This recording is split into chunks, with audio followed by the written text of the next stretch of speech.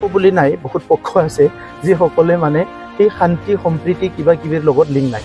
তেখেতসকলে বহুত কথা বেলেগ বেলেগ কথা ভাবে।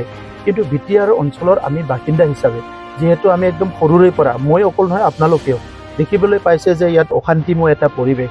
এই পৰিৱেশটো আজি এটা স্বাভাৱিকত ঘূৰি আহিছে, নৰ্মেল এটা পৰিৱেশত ঘূৰি আহিছে।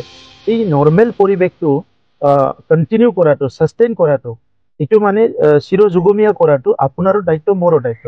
তো সেইকাৰণে আমাৰ ৰাজনীতি এক্টিভিটিৰ দ্বাৰা যাতে এই যে সাতাম পুৰুষীয়া এটা যিটো আমাৰ সম্বন্ধ, যিটো আমি ঘূৰাই আনিব পাৰিছোঁ, মানুহৰ মুখত পুনৰ হাঁহি ঘূৰাই আনিব পাৰিছোঁ চবে মিলি পেলাই, আৰু আমাৰ ল'ৰা ছোৱালী, আমাৰ যুৱ যুৱতীসকলে এটা ভৱিষ্যতৰ সপোন এটা দেখিব পৰা এটা পৰিৱেশ আহিছে, সেই পৰিৱেশটো সদায় ৰাখিব লাগিব।